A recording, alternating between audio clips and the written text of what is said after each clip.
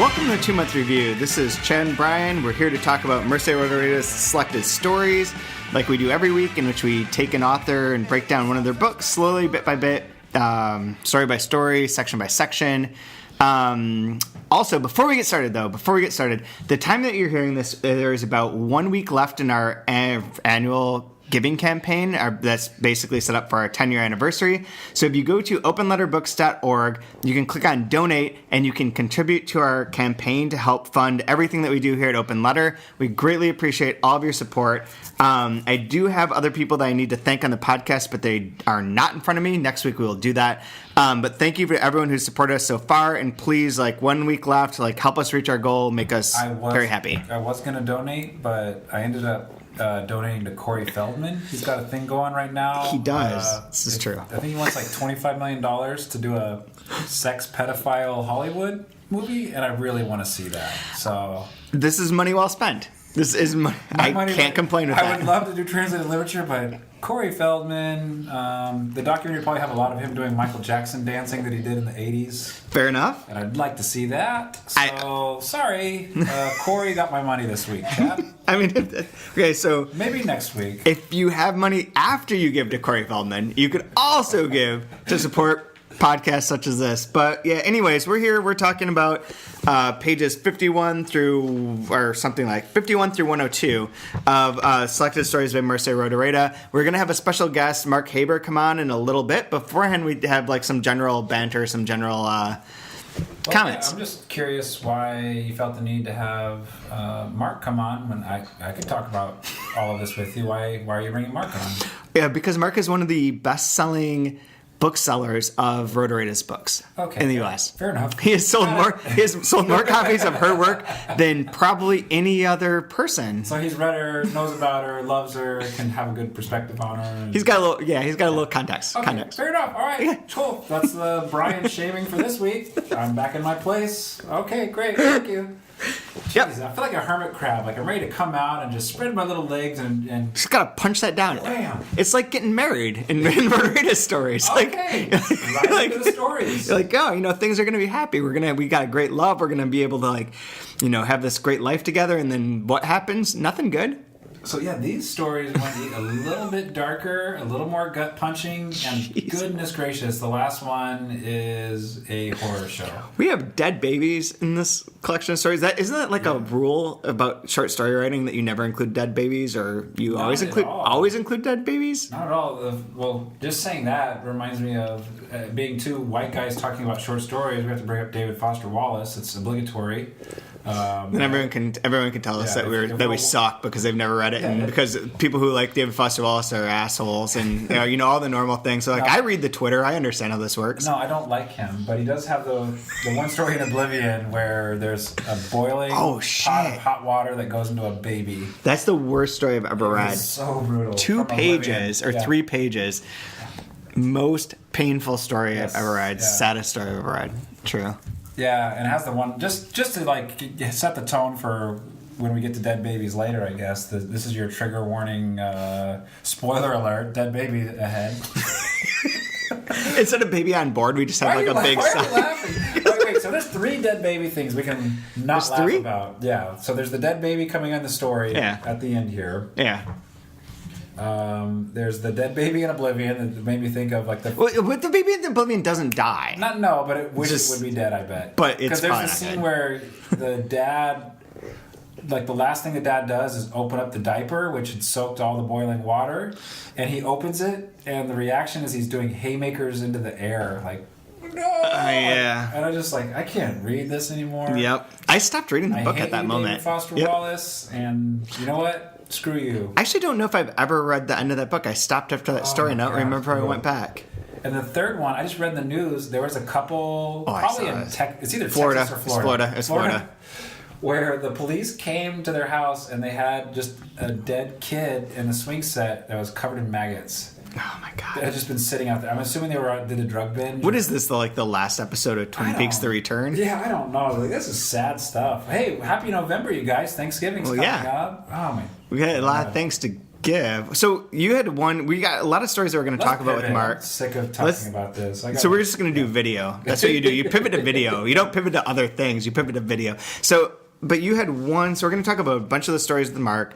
He really wants to talk about Carnival. He really wants to talk about Dead Baby Story because, But there's one that you had a complaint about.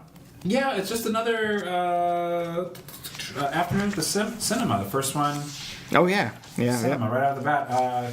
It just has it's this clunky framing device, like this clunky way of like getting into the story with having it be a journal entry. And I'm wondering why does it have to be a journal entry? Why not just tell the story? I think that like maybe some of these, this is a maybe just short. Define. It's very short. It's very short. I don't remember anything except for the one line towards the end, which I do like and which I'm going to refer to in the future. I think I've read what I just wrote. But I'm going to talk about that one later. But the I don't remember this one. But I feel like the bigger question might be, why are some of the stories included in the initial volume?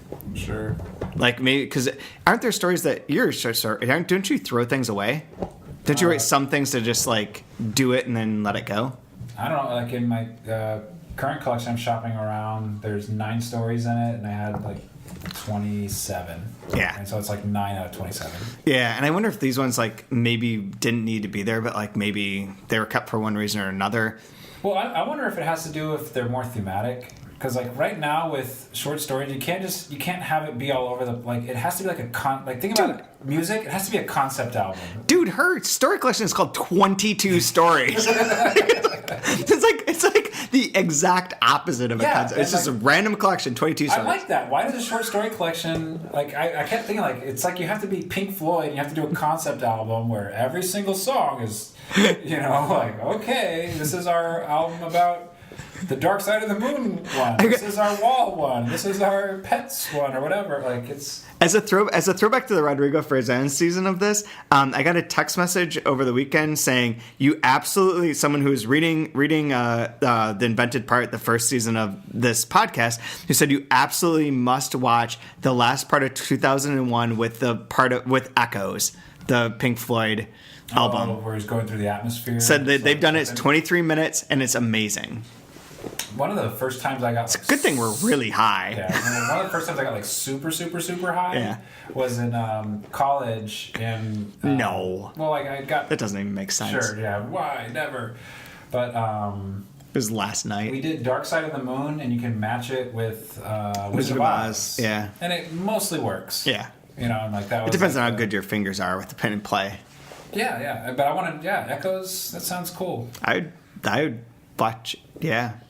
So anyways, do you have any other comments before we call Mark in? No, I want to talk to Mark. Let's actually bring an expert in here because I'm tired. I'm back in my hermit shell and in my place, and have you guys mansplain everything. Yeah, we're gonna mansplain marriage to you, and and the difference between expectations and reality. So, okay, let's get Mark on the line. Okay, hey Mark, how are you doing? I'm very good, Chad. How are you?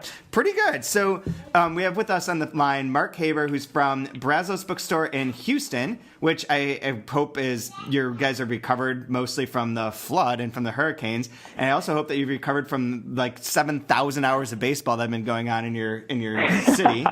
It's definitely been a roller coaster, but we're definitely good. The store suffered no damage from the hurricane. Good. We were very, very lucky, very grateful. And it's good to have you on here because I know that you are a huge Rodoreda fan before reading these books. Absolutely. Well, I mean, it was my introduction to her was to yours truly was Open Letter. I'd never heard of her. And then Keaton, our book buyer at Brazos, and I discovered War So Much War, and we went down the rabbit hole of all her amazing works from there. But she was a new name to me until a few years ago. Yeah, so which is your favorite? Probably War So Much War. I'm a big fan of The Time of the Doves, but I think War So Much War, I don't know why, I love it. We had read Don Quixote for the book group, for the Brazos book group over the summer, and I read it right after the summer, and strangely, it reminds me a little of Don Quixote in that it's very pastoral, it's very episodic. Every chapter is kind of, and it's, you're wandering the countryside, and huge differences, of course, but in a really strange way, it reminds me a little bit of Don Quixote. Yeah, that totally makes sense. I mean, there's the picturesque element to it, and it is episodic in that way too. So, yeah, that's interesting. And you've read Death in Spring as well, right? I've read Death in Spring, and then really her stories, I've had them, but I just never really gotten to them until recently. But you are a short story writer, too. Fan. Yes, yeah, absolutely. Because hopefully Brian will be able to jump back on here in a minute. And when he does, he will ask you some more questions about your short stories, because he also writes short stories, mostly. Oh, that's fantastic. And is working on a novel, but it's, I think, mostly, I'm not going to speak too far out of line, but is really like a novel and short stories as well. That's fantastic. Like a sort of frame to it. But yeah, so I feel like people who write short stories are involved in that tend to read more of them. I think so. I think that's right. Absolutely.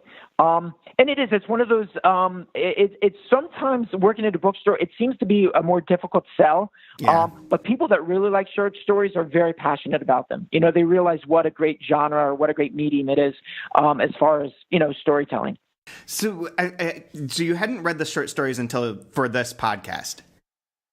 Exactly. I had not read a single one. I remember ordering the book, having the book in the store, buying it, because I'm a completist, and when I love an author, I get all their work.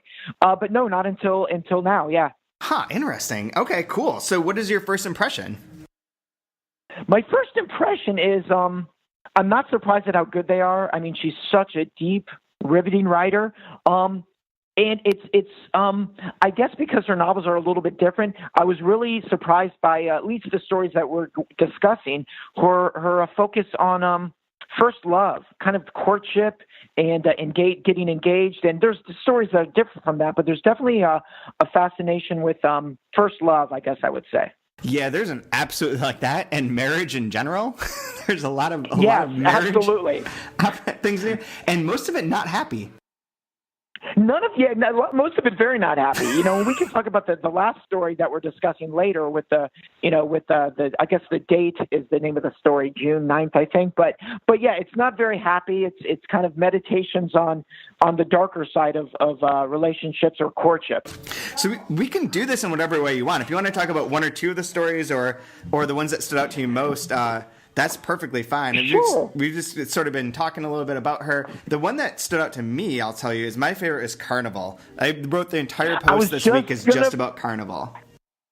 Absolutely. It's funny when you said, well, if you just want to talk about a story, that's definitely the one that stood out for me, maybe because I think it's the longest of them, but that definitely stands out because there's just so much going on.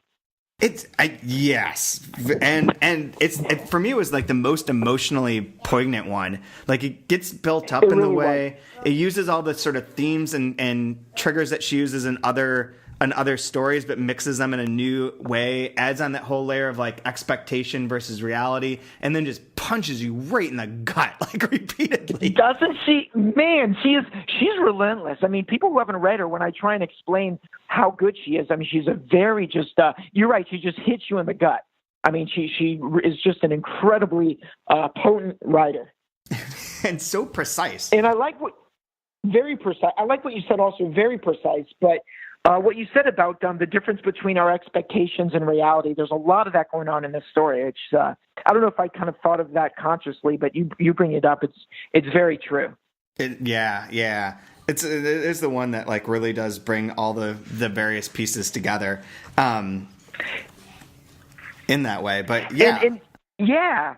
There's a great nostalgia for, there's a couple parts I highlighted. I have to find them, but it's like this kind of, and I remember it happening when I was younger. There's almost like a nostalgia for youth, even while you're still young. Yeah. You know what I mean? Like, that this moment is precious, even if you're miserable at the time, but you know that it's fleeting, that it's not going to last. And she absolutely nails that in the story, that you might be miserable, but you know that it's a time that's going to pass and you'll never get it back. Oh, God. Man, the older I get, the more I feel that every day. There's a great line in Kicking and Screaming, the old, I forget the director's name. Not the movie that includes the funny man, but the more serious, Noah Baumbach. Yeah, and there's Noah Baumbach, sure. There's a line in there where one guy's like, I'm nostalgic for things that haven't even happened yet. And I feel like the older I get, the more that sort of rings true. And this story really hit home with that. I think there's a specific line where he says something like, I just want the now to last longer. Yeah, I think towards the end he says something like that. I found it. It really is. Here's the exact line. No, go on. It's just perhaps very profound and very poignant. Here it is. Perhaps it's only when you're young that you wish so desperately that now would last, that nothing we have would ever end. We wish it even more when we have now seems the best thing possible. Oh, it's so good. The one that fucked me up was when it's just a simple line on 76 when he's like, can you give me your address? And she's like, I don't know. And then she says, and then this line, she, however, would never again remember that night. I mean, that is a punch. Yeah, and it's also this difference between what the young boy sees and what she sees, and these different perspectives where, and I think even the reader thinks, I think she might be interested in him. And then you're right. It's like a punch. Like, she'll never remember this night. He's going to remember it forever. Yeah. Yeah. And just remember it in these glorious ways. Yeah. Hey, Mark, just good to get on here with you. I'm sorry. Great. I read this whole story with a bunch of dread. Because I knew, having read some stories before, this is not going to end well. This is not going to. Nothing can be happy. Nothing can be good. This is so charming. This is so charming and fun. They're drinking and it's like a romantic comedy, right? All through there's a cinematic realism aspect to it, even though cinema's not really a big thing then.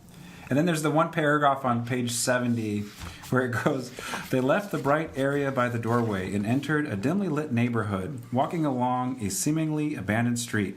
2 dogs were rummaging through a pile of garbage, attracted by the nauseating stink. At the end of the street, they could see the lights of the... It's like, oh, crap. It's over. There's dogs and nauseating smells. Great, it's over. And then they get... it all goes downhill from there. The part that I marked as the beginning. The part that I marked as the beginning and the end for them is on 64, where she says, "Camellias? No, I'd recognize a camellia anywhere. These I can assure you are mysterious flowers that bloom on the night of Carnival." Yep, he just went and stole you a bunch of flowers, and you're like, those aren't even what I thought they were. I'm gonna lose them in one page. Yeah, it's all. Now I'm thinking about it, it's all there. He rips his pants that he doesn't even own. Yeah, that he spent everything on because everything went wrong when his dad died. Oh, so when you write your short stories, Mark, who do you take cues from? Are there any authors that you look towards as people that you want to emulate? I think definitely maybe in an indirect way, probably like Donald Baltherme a little bit. Just kind of the absurdity and just that sense of it being kind of, or even a little bit of Nabokov, and that I like that voice of this all-knowing kind of pretentious voice that thinks they know things, but they're actually kind of they might be brilliant, but they're actually foolish. So I like that. It's more like a tone or an atmosphere more than plot or ideas, but definitely voice, like that voice. I really love that kind of faulty academic voice. Someone that knows it all but is an absolute fool. Yeah. That is. I've been curious. I was going to bring this up. I don't know when, but on the back of our book, we have a quote from the LA Times saying, "The humor in the stories, as well as their thrill of realism, comes with the Nabokovian precision of observation and transformation of plain experience into enchanting prose." And I don't know what that's referring to exactly yet. No, the humor in the stories. I didn't catch that vibe as much, but I don't either. But I know that these change as time goes on. It becomes more complex because these are in order of how she wrote them. That's what I read. Right. This feels like modernist writing to me. I mean, whatever that means. And this would have been. Remember, we tried to figure. Sure. It's early mid 30s. I think it's late. Right? It's got to be late 30s, early 40s now, or thereabouts. Yeah. So we're still in the Finnegan's Wake. Right. Yeah, because I catch some of the that angst that you get, the super smart but then feeling oppressed that you get from reading Virginia Woolf or something. Yeah, Virginia Woolf. But then there's all the aspects of the scenes, the way the scenes are constructed, remind me of even Hemingway's early stuff in Europe. I was thinking Hemingway. Cafes and train stations. And it has that that feel. But she's not like either of them. I mean, she's her own thing. But I definitely didn't get the Nabokov in it. No, I didn't either. I feel like Nabokov is always kind of winking, and he's kind of saying, "Look how clever I am." And I think that I think Rodoreda is deadly serious. I don't think she's trying to be clever. I don't think she's trying to show how smart she is. She's just a brilliant writer. You know what I mean? Exactly, and she's funny, and there is humor and all. Like this Carnival story is really funny, but really tragic. I agree. Yeah, she's absolutely trying to break your heart with most of these stories too, and tell you don't get married. Don't ever get married. Exactly. Getting married is a fucking terrible idea. Absolutely. It's only going to end in tragedy. And also, don't have babies. And I did. And definitely don't have babies. Exactly. Yeah, or work or live near the plant. Yeah. Yeah. Play with nature. Wherever those. Yeah. The nature nostalgia thing shows up a lot in here, but it's weird because it's like, for me, I've seen all these, like, all the references to the gardens and to going back to nature seem to be like this remembering of almost hedonistic or atavistic, whatever you're supposed to say, where like there was a time in which these people's lives were good, their relationship was good, they grew their flowers together, they planted them together, they did whatever, and they can't go back there anymore. Wow. I'm saying, wow, that's really good. Because I was thinking in a very surface level, wow, there's a lot of mention of flowers and nature, but you, I think, read into it a lot deeper. Yeah. Dude, I've been writing these long-ass posts for the website that I don't know if anyone listening to this reads them. They're like 8 pages long, and they're all about these motifs or recurring things so far. And the flowers is one of the big ones. And I'm not trying to analyze. I don't really know what it means, but I'm just tracking them. Exactly. I know what you mean. Yeah, you're just trying to like say, look, I see these signposts. And this one has the where he jumps to steal the flowers, and then immediately she's like, I lost them. But then later on, there's a really sweet moment for her character where she says she felt bad that she'd lost the flowers. She would have kept one in a book till it was dry as paper, had lost its perfume, even if it wasn't a gardenia. And when she stumbled across it in the future, it would have always evoked the color of night, the sound of the wind, her 18 years, the years she felt she had lost as soon as she had gained them. So there's like a sweet moment there of like also like if she could have gotten back to the flower, or if you could have the flower back, if you could have that sort of wistful nostalgia. And it's interesting. I mean, this is a question for you guys. Do you think that part of her nostalgia isn't necessarily for the youth or for like the getting married and things are horrible, but for the fact that she's had to leave her country at this point? She's in exile when she's writing these. Catalonia's gone. Yeah. I think so. I remember reading or talking about it when we did this big display for banned books. We wanted to do something different than this was like 2 years ago. Not the whole traditional, 1984 and, Mark Twain. And those are all valid, of course, but you bring it up every year. Real big. And right. No, so you want to do that. We want to talk about writers in exile, Yeah. So was Was Rodoreda I think even part her of that? Language was banned. Yeah. I'm sorry. Go on. We had Quim Monzo on last week, and he was talking about growing up. Like, you didn't read Catalonian literature, you didn't speak Catalan, like, because it was still under Franco, and it was not cool. No, it's crazy. Yeah, it's really it was crazy. Like banned. It's insane.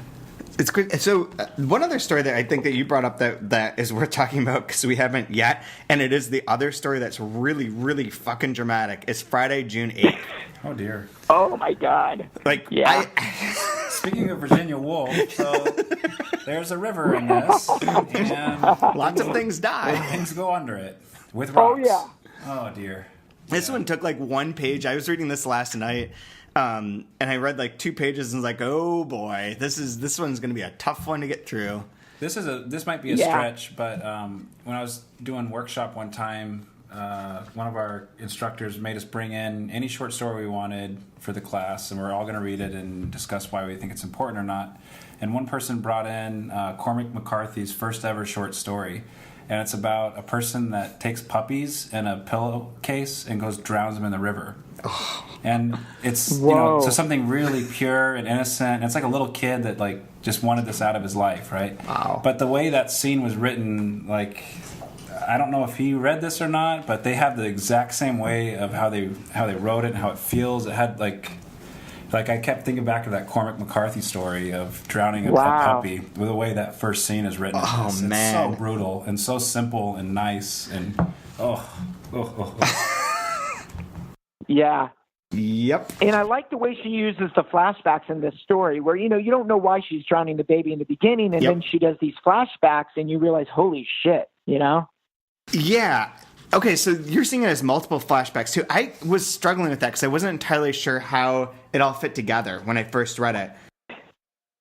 Yeah, I don't know the exact order, but it seems like, and I could be wrong, but she meets the man on the bridge, then she drowns the baby, and then she's at the cafe, and I don't know the exact order either, but I mean, obviously those two men, it jumps raped her. A bit, yeah. Okay, but she gets raped but that's not by the same men who are at the cafe. No, I don't think, and that's really confusing. Right. So there's just a general stand-in. Okay, because that's the part that I was like, wait, did she go to the cafe and then those people came and got their revenge by raping her? But then I don't think did they follow her? Right.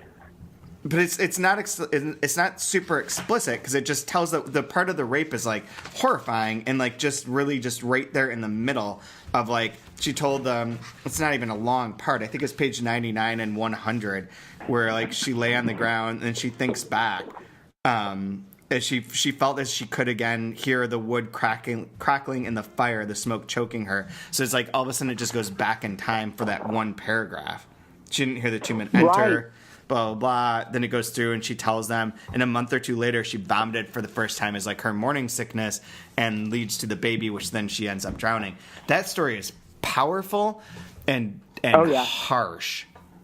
That is a harsh story. That is a story that should be in curriculums. I mean, I just think it's such a fantastic story. It is harsh, but this is a story that could be taught. I mean, this is fantastic. I don't understand. She's magnificent. There are few people that write this well or that do this precisely and this wonderfully. This is curriculum. I think back to when I read more short stories is probably in high school and college because they're easier to teach and they're shorter and you don't have to deal with all the problems of a novel. Well, you can only have 2 or 3 female short story writers in canon when you're learning, so it's really tough to crack in there. You got Virginia Woolf, Shirley Jackson, The Lottery. Oh, goddamn! And then you get to do one Flannery O'Connor story. You could either do everything. Oh yeah. Everything's extremely loud and close converging, or whatever that one's called. Everything that rises must converge. Or the one where they shoot the grandma. Right. Yep. Either one of those. Right. And then I don't know what the third. I don't know who. Yeah, well. So maybe you're only allowed 2. Yeah, 2. Only 2 women are allowed to be taught for short stories. So depressing. Yeah. So depressing. More people should just read You get that and Rodoreda. Emily Dixon and nothing else. You're done. Yeah, exactly. Yeah, I mean, but her name, she should be a giant. And I know in Catalonia, I know in that part of Spain, she's, I guess there's statues of her, and you probably know better than I do. I took a picture of one. Just listen to this line in the second paragraph, talking about the baby girl, how precise and clean and concrete and simple. Her fists had been clenched the entire time, but they gradually opened like a flower. So, oh my goodness, it's just so simple, so perfect, so concrete. Back to the whole flower imagery again, talking about the baby. And if you've had a kid, they do open their hands like a flower, and so it's just delicate, and then it gets she destroys that. Oh my God, it's so good. It's so really good. talented. She should be a giant in translation. She really should be read and talked about a lot more. She's the second most translated author from Catalonia. Actually, she has the book, The Time of the Doves, or whatever you want to call it, in Diamante Square, is the second most translated book ever from Catalan. But she's outside of Catalonia, throughout Spain and throughout, I think, other parts of Europe in particular. She is the person, and she's also is a painter. She is, she's famous. You know what? I'm starting to develop this dream. We all know she's good. I want to know. Is it Catalonia? Catalonia would be probably more appropriate. This douchey way of saying it. Really? I want to say it right. I don't. I screw it up all the time. Is it like when you're in New York City, south of Houston? If you say Houston, you're a slack-jawed. Oh, I don't know where I'm going. Is it Catalonia? I don't care about her anymore. I want to pronounce this word right. I think it's supposed to be Catalunya. Right. Catalunya is the most correct. Catalonia is how it's spelled, and I think that spelling might be that's how it's spelled if you're taking it from the American, and that might be the Spanish way of spelling it, but when you're there in Catalan, there's a Y, and it's Catalunya. Catalunya. That's like when I took anthropology, and if you're in the know, you say Neanderthal and not Neanderthal. Because only an idiot would say Neanderthal. My favorite was Kosovo. It used to be Kosovo until it started getting bombed, and it became Kosova. And it seemed like it had become gendered suddenly. And that used to bother me so much when I was like in 1993 and in high school. I was like, look, language can't change like that. Well, I guarantee you for the remainder of this season, I'm not saying Catalunya because it sounds super pretentious. I'm doing Catalonia because... Exactly. I'm in You do not America say it and I that don't way, know good any sir. better. You know what's funny? Kaya has this big bit, or she has this bit that she does because people always say Latvian, like there's like a weird A, like Latvian, because they won't just say Latvian, but Latvians say Latvian. It's not fancy. They don't say Latvian. It's the most base level. And a lot of people want to say Oregon, and it's like, no, it's just Oregon. It's just, I'm from Oregon. It's not Oregon, it's Oregon. One little anecdote that I think is really telling about her You how say she's cherished, though, is, Rochester. Hold on. He's actually going to say something smart. I know. We have to do one smart thing while we have him on the line. yeah, no, right. So do you guys know the Catalonian author, or the Catalonian author? Do you know Tony Sala? Yeah. Who Two Lines Press? Yeah. So he came on a book tour a couple of years ago for that book, The Boys, that Two Lines Press translated. So he came to Brazos and did a reading, and the sweetest, most soft-spoken guy, and he's from a very small town. Like, we went out to dinner later, and like just a normal street, cars were going by, and he was dazzled by the traffic. He was looking at the trucks like he'd never really been in a city. It was very, very precious and very charming, but he was shopping or just browsing our fiction section, and we had, of course, a ton of Rodoreda. I think right then we were doing Time of the Dust for Book Group. War So Much War is a huge seller for us, and he honestly got teary-eyed, and he looked at me and he goes, "She is our national writer." He's like, she is the writer. She is our writer." And he was like really, really like moved. I was like, wow. That's really true. There's even Kim Monzo is talking about that a little bit. And he when he came on last week, before he came on, he sent me a bunch of emails, including like a link to the Gabriel Garcia Marquez like assessment of her, and then also this picture of her where she's sitting there smoking at her desk, and in the background there's this picture of like a horse, and underneath it says "Stand erect for a Patriot stand erect." And he's like, look at that picture in the back. And I used it on the post. God. You guys can all see it. It's on 3%. One of the posts for this. But there's but it's got a great thing with just this Patriot stand erect. Wow. But he was like, yeah, she's the shit. Right, exactly. I mean, this guy, he literally, I'm not embellishing. He got teary-eyed when he saw that we sold her and that we carried her. He was like, she is our writer. She actually follows me on Twitter now, by the way. Weirdly. Some Mercè Rodoreda bot or person of sorts follows me on Twitter. Oh, wow. I think that they're just posting quotes from our book, but I don't really know because most of them are in Catalan. Right. But that's very cool. Anyway. It just speaks to her following, yeah. Yeah, it absolutely does. So we have more books of hers coming out for you guys to sell too. So I am so. What do you have? Are they novels or? So Camilla's 2 novels. Camilla Street is the next one, which will come out next September in theory. I'm so excited because it'll come out right around my birthday, which is no. It'll be right after that because in September we're also doing.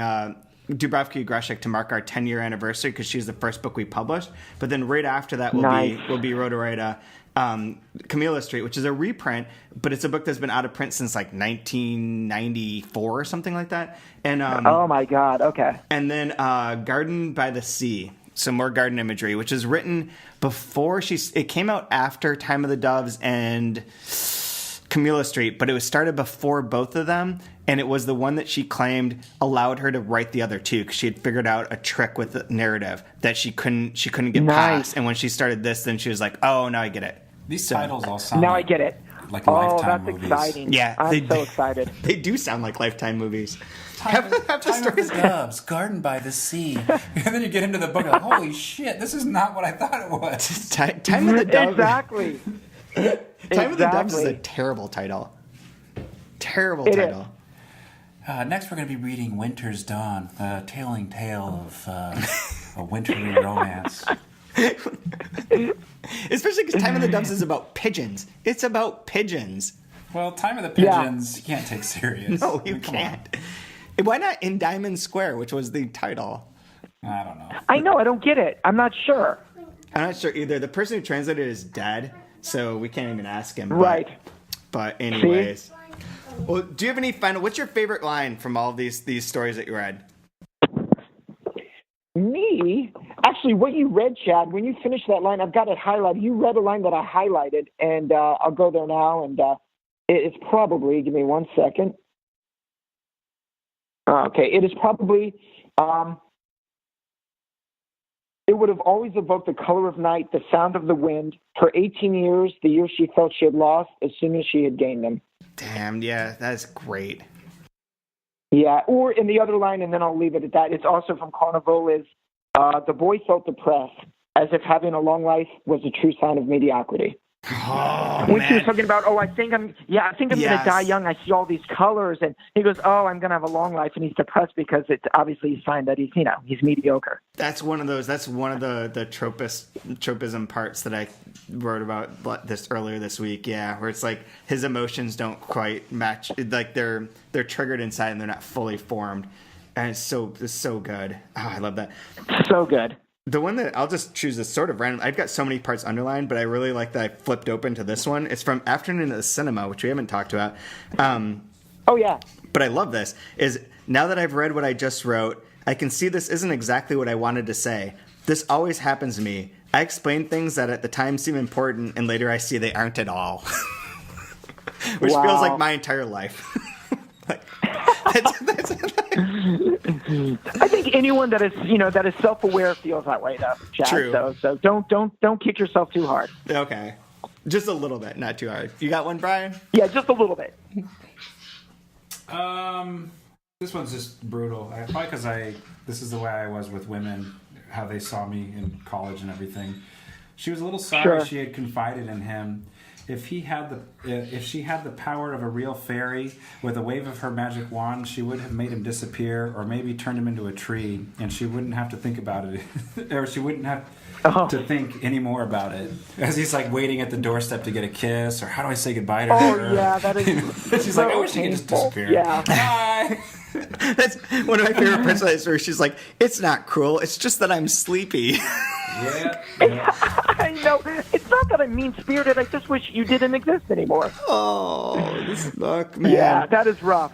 So anyways, well, man, thank you very much for coming on and doing this. And for everyone who's still listening, next week we're going to be going over the next 40 pages. It's a shorter section. So we're going to do the beginning, Nocturnal, the Red Blouse, the Fate of Lisa Sperling, the Bath, and On the Train. So what are the page numbers? Because it's 103. I checked out halfway through that. 103 through 143. Got it. And Mark, do you have a book that we can buy? Or I'm interested. What's your story collection called?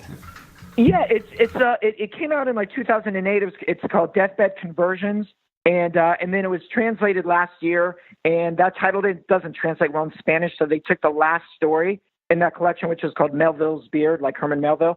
And so the bilingual edition, Spanish and English, is called Melville's Beard. But, Brian, if you give me your address, I'm happy to send you a copy. It'd be my pleasure. Sure. I'd like to support you. I'll actually buy one as well, though. You should just say your address like live online on a podcast. Yeah, I know. What am I doing exactly? Most people don't want stalkers. I'm desperate for stalkers. I want people to stalk me. If we can't go to a local bookstore, can we find it at a big box store or Amazon or something? You can go to BrazosBookstore.com where I work, BRAZOS, and we can you can order it there and we can absolutely send it to you. Awesome, man, that's cool. Can't wait to read some of it. And it was Sexto Piso that did it, right? No, wait, who? I'm sorry. Who published the Spanish version?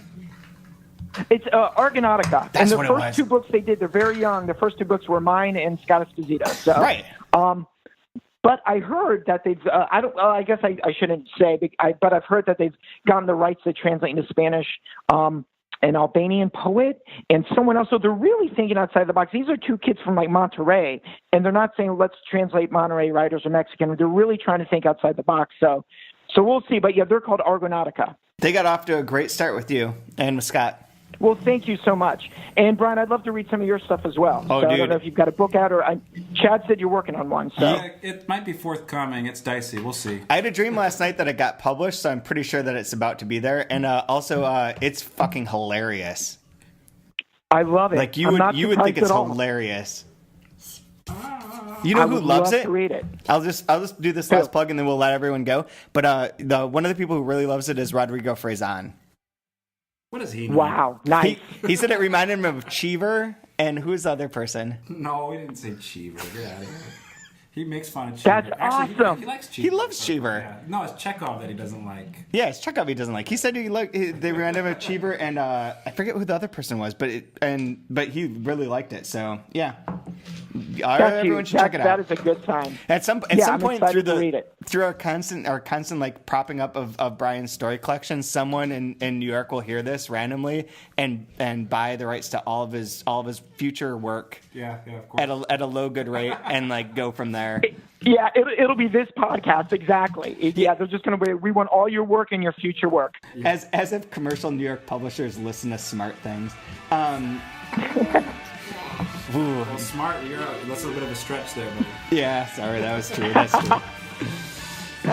Anyways, thank you for listening, and we will be back next week. And until then, take care.